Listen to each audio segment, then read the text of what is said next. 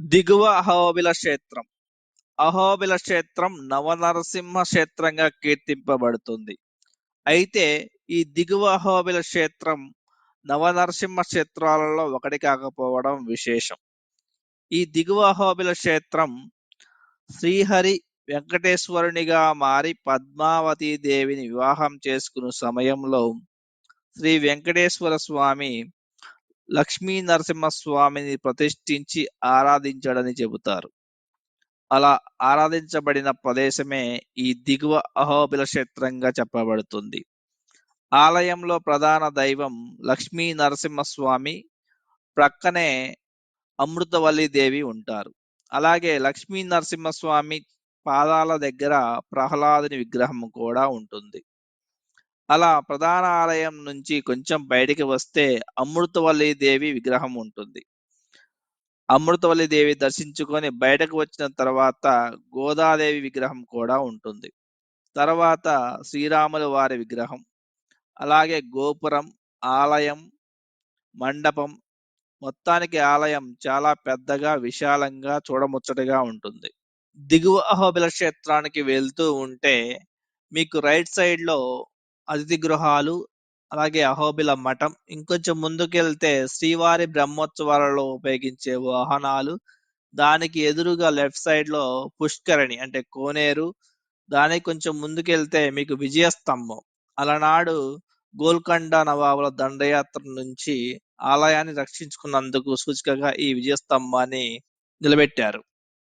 దిగువ అహోబిల క్షేత్రానికి ఎదురుగా ఉన్న సందులోకి మీరు కనుక వెళ్ళినట్లయితే మీకు అక్కడ కొన్ని మఠాలు అవైలబుల్ గా ఉన్నాయి. శ్రీకృష్ణదేవరాయల మఠం, అలాగే కొన్ని ఉన్నాయి. వీటిలో మీరు స్టే చేయవచ్చు. ఇక్కడ మీకు ఫ్యామిలీ సైజ్ ని బట్టి కాస్ట్ ఉంది. 700 నుంచి 1000 వరకు ఛార్జ్ చేస్తున్నారు విత్ ఏసీ రూమ్.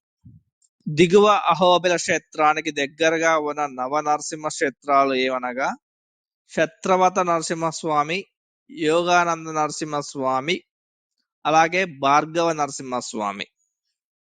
మీకు దిగువ అహోబిల క్షేత్రం నుండి కొంచెం ముందుగా వెళ్తే ఒక మట్టి రోడ్డు వస్తుంది.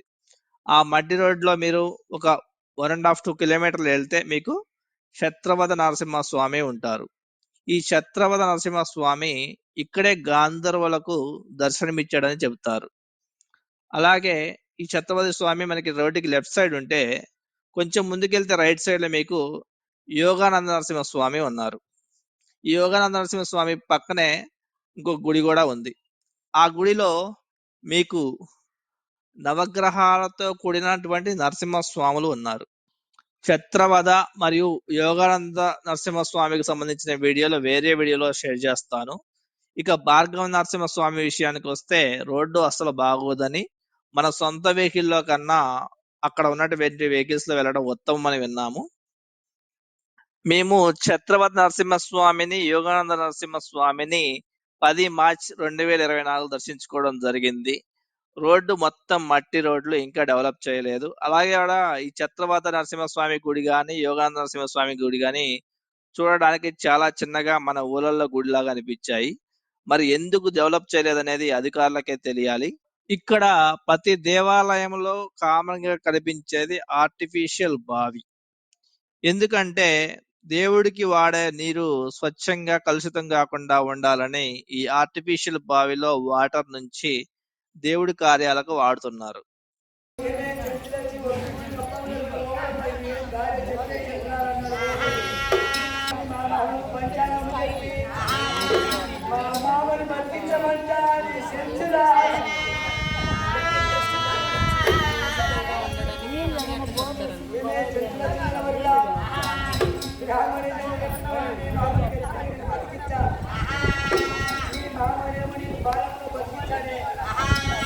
ఇక్కడ మీరు వీడియోలో దిగువ అహోబిల క్షేత్రాన్ని, అలాగే విజయ స్తంభాన్ని, ఆలయ గోపురాన్ని, మండపాన్ని, గోదాదేవి ఆలయాన్ని, శ్రీరామచంద్రుల వారి విగ్రహాలను, అలాగే బయట ఉన్న కోనేరును, అలాగే ఉత్సవాల వాడే విగ్రహాలను, మిగతా వాటిని కవర్ చేయడం జరిగింది.